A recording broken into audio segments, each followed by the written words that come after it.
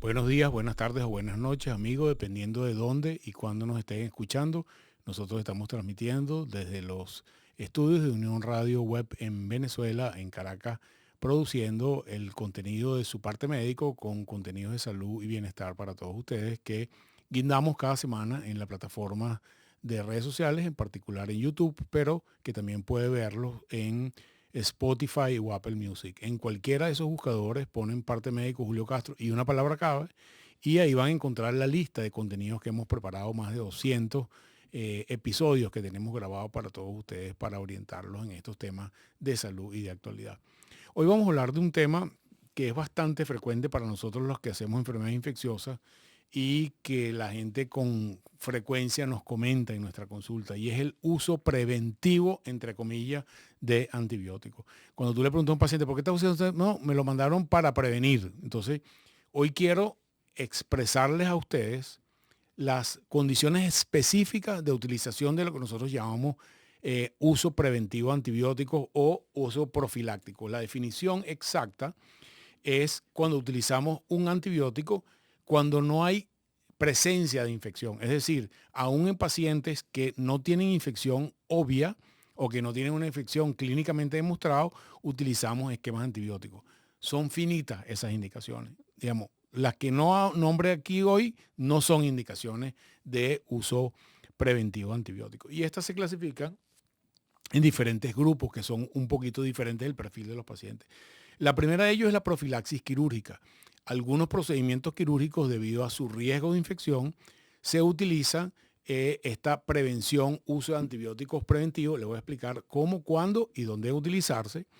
Lo segundo es la profilaxis médica, es decir, no para procedimientos quirúrgicos, sino en situaciones donde los médicos, por diferentes condiciones muy específicas, utilizamos antibióticos preventivos.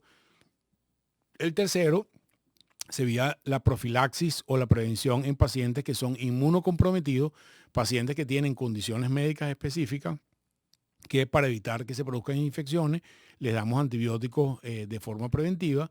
Y una cuarta, que es lo que llamamos la profilaxis post-exposición. Es decir, hay unas exposiciones que tenemos particulares como seres humanos a determinadas situaciones y en las cuales nosotros, una vez que se produjo la exposición, utilizamos estos antibióticos preventivos. Por lo tanto, si usted no está en estas cuatro condiciones, que son, les repito, profilaxis quirúrgica, profilaxis médica, profilaxis en pacientes inmunocomprometidos y profilaxis post-exposición, no debe usar antibióticos. Debemos recordar que la utilización de antibióticos es un fenómeno súper común en la práctica mundial hoy en día, y entendiendo el crecimiento de las bacterias que se están haciendo resistentes por el uso indiscriminado de antibióticos, es un recurso que tenemos que administrar con criterio de escasez, no con criterio de abundancia. Y en criterio de escasez uno lo utiliza solamente cuando hay estas indicaciones o condiciones específicas.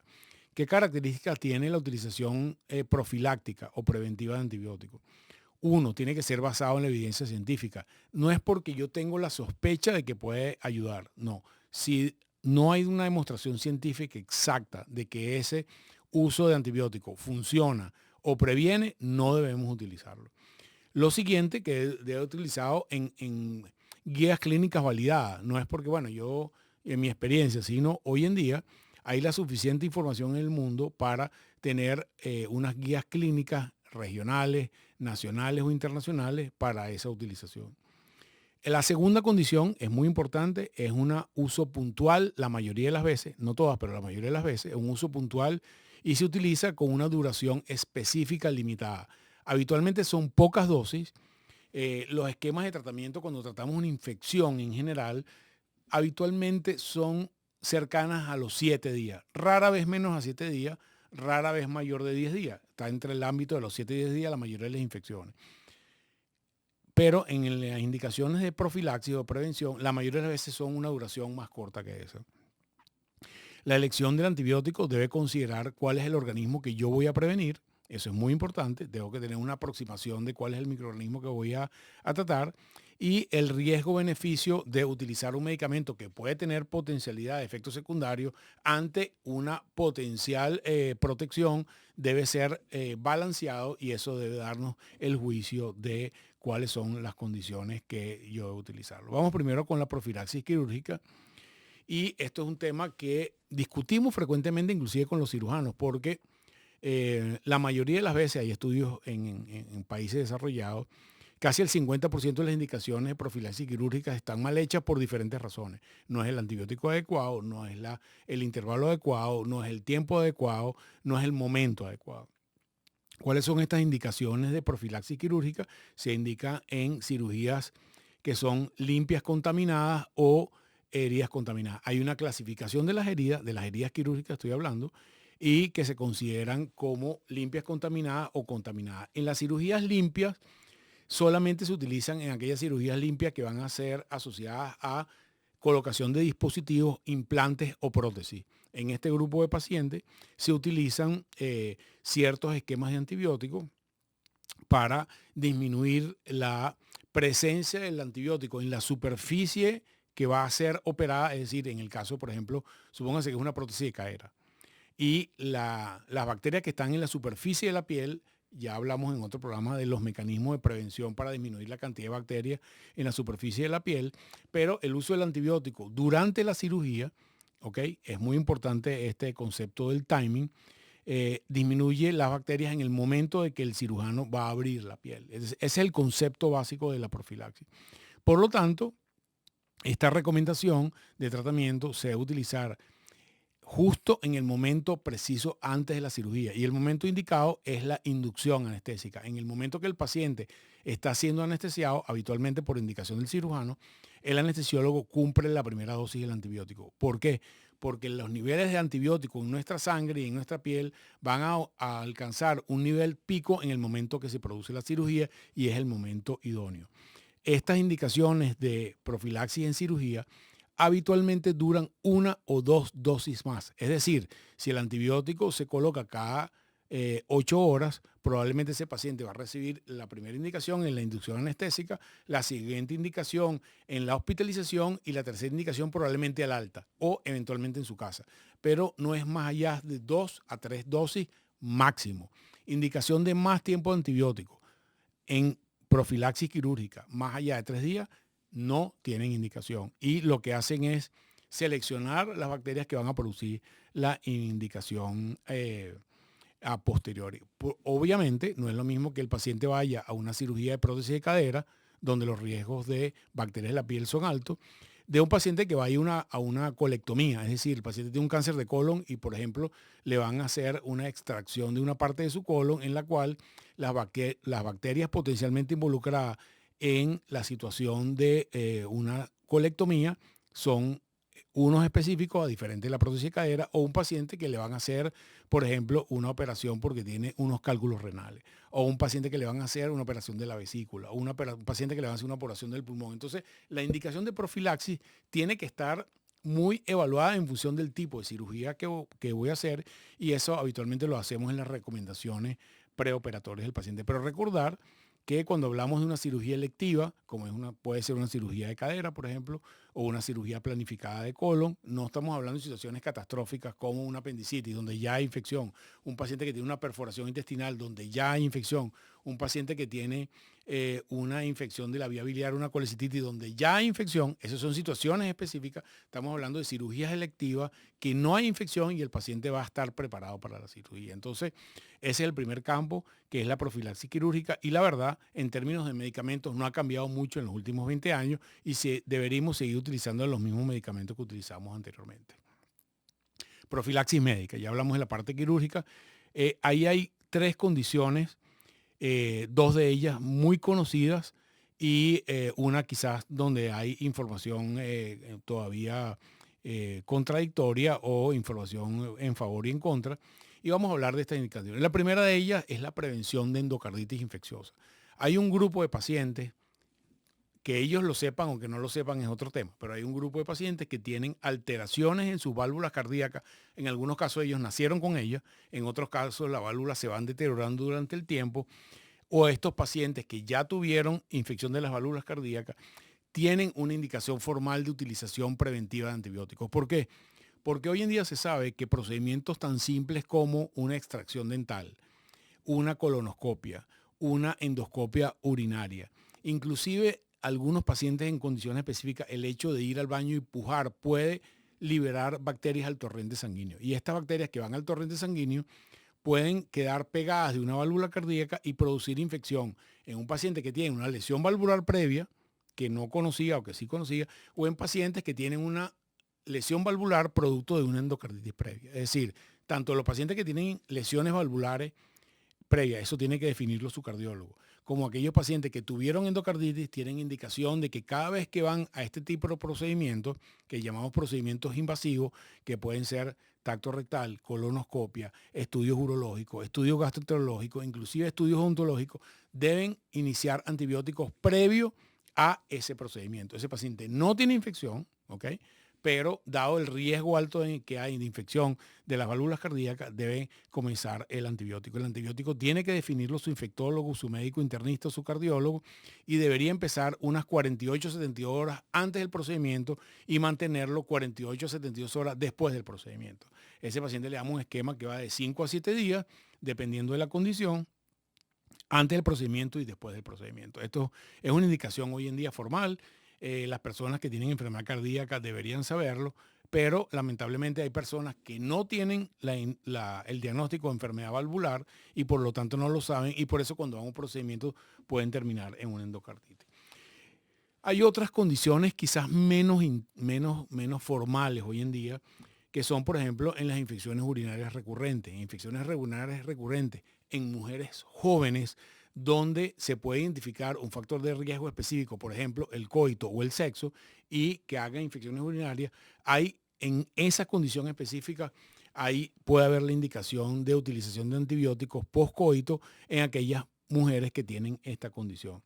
En aquellas, sobre todo aquellas personas, aquellas mujeres que tienen más de 2 infecciones en los últimos 6 meses y que viene siendo un fenómeno repetitivo. Más allá de eso, no hay ninguna otra indicación de uso crónico o prolongado de antibióticos en pacientes que tienen infecciones urinarias recurrentes, que es un capítulo que grabamos y tenemos el tema de infección urinaria recurrente, que es un capítulo bastante controversial, pero en la mayoría de, sobre todo mujeres perimenopáusicas o posmenopáusicas que tienen infección urinaria recurrente, no tiene sentido el uso de antibióticos perennes o por tiempo prolongado si no hay una evidencia clínica de infección.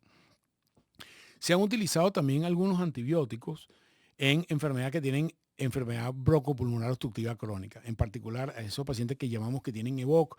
Los pacientes que tienen enfermedad broncopulmonar obstructiva crónica se calcula que tienen un riesgo cercano al 10-20% de hacer neumonías anuales por su condición pulmonar crónica. Y en estos pacientes la utilización de un esquema prolongado de antibióticos, determinado tiempo de antibiótico que le debe indicar su internista, su neumonólogo o su infectólogo, se ha visto que el riesgo de exacerbaciones producto del empeoramiento de la infección se van alargando con la utilización crónica de antibióticos, pero es una situación que tienen que evaluar directamente con los especialistas. La tercera condición que hablamos es la profilaxis o la prevención posteriormente a que nos exponemos a una situación. ¿Cuáles son estas situaciones que nos exponemos? La primera de ellas, enfermedad meningocócica. Gracias a Dios no es una enfermedad frecuente, ¿ok? Pero eventualmente podemos ver casos aislados o brotes de enfermedad meningocócica, meningococo, el Neisseria meningitidis es el nombre de la bacteria, que puede producirse, por ejemplo, en colegios, en cuarteles, en conventos, en situaciones donde la gente vive junta, cuando hay un caso diagnosticado de meningitis meningocócica y este diagnóstico se hace en la emergencia. Las personas que están en contacto íntimo con ellos, es decir, los compañeritos de clase si son menores, las personas que viven intradomiciliariamente, deben usar unos antibióticos específicos durante un tiempo específico y eso tiene que definirlo el médico que ve el caso.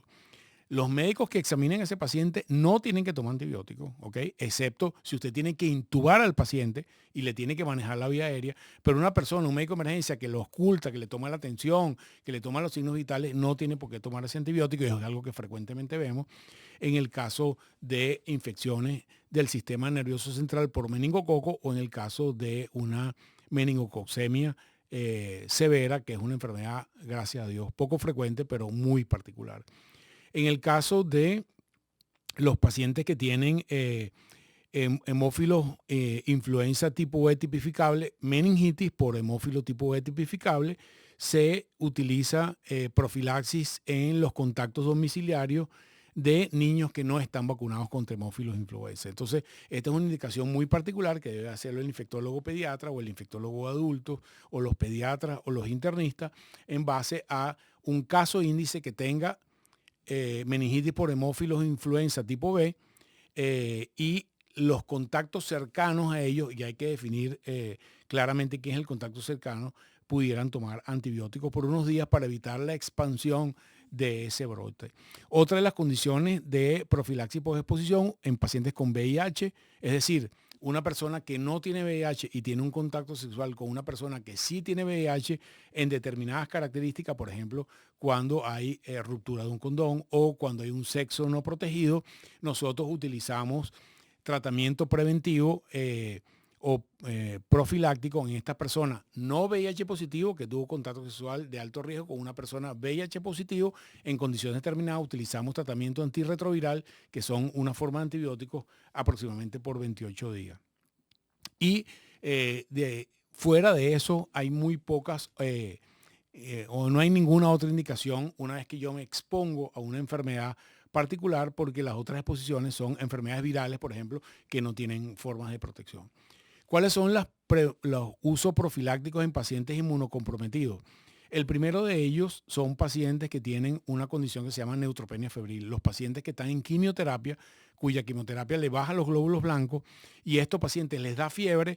Nosotros, esto es el tipo de condiciones en las cuales usamos antibióticos antes de tener documentación de cuál es la causa de la fiebre, por el riesgo que tienen estos pacientes de hacer una infección muy severa, muy rápido, producto de que no tienen glóbulos blancos. Ese es el primer caso y esos son pacientes que deben estar hospitalizados o bajo vigilancia médica.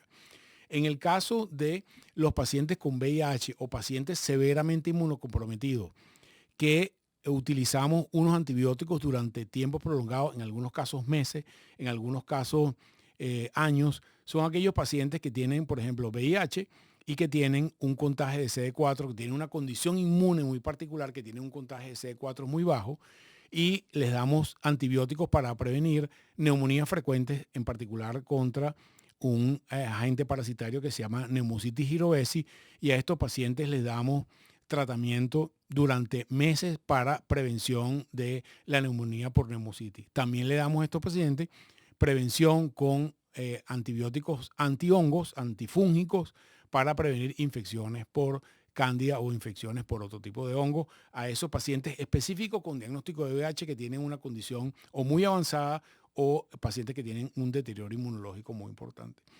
Y otras condiciones de prevención es en aquellos pacientes en prevención de tuberculosis, en aquellos pacientes que tienen o bien sea una tuberculosis latente, es decir, no tiene síntomas propios de tuberculosis, pero hacemos una prueba y encontramos que ese paciente puede tener una tuberculosis latente y tiene una condición asociada de inmunosupresión, va a trasplante, por ejemplo, o requiere recibir quimioterapia. Estos son pacientes donde utilizamos antibióticos de tratamiento de tuberculosis durante meses para tratar una infección latente que, a pesar de que no tenga síntomas, se considera una infección latente.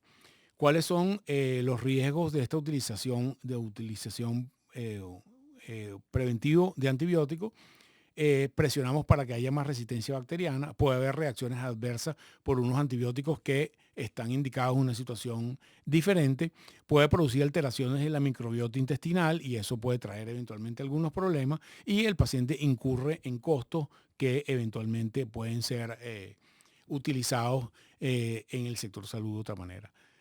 Entonces, amigos, como les dije, fuera de estas 4 grupos de indicaciones y cada una de sus subgrupos, no hay ninguna indicación de utilizar antibiótico. Por ejemplo, típico, mira, me dio un malestar, me dio moquito, me dio una tos y yo estoy tomando antibiótico por si acaso. Esa es una indicación absolutamente negada, no debe utilizarse. La utilización de antibióticos es utilizada bajo protocolos clínicos específicos y debemos garantizar que las personas que reciben antibióticos tengan un diagnóstico claro.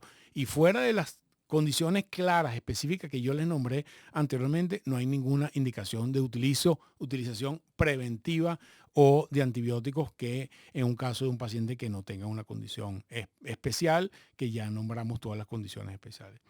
Bueno amigos, con esto quería aclararle este tema que es bastante controversial, pero bastante frecuente en nuestros medios de la utilización preventiva de antibióticos, y compártala con aquellas personas que a ustedes les parezca que puede ser de interés, y hagan los comentarios a través de nuestro chat en vivo que respondemos directamente, o compártanlo por sus redes sociales. Si les quiere mucho, les recuerdo nuestras señas, @JulioCastroM, @Unión Radio Web, y seguimos con los programas para ustedes. Muchas gracias y hasta luego.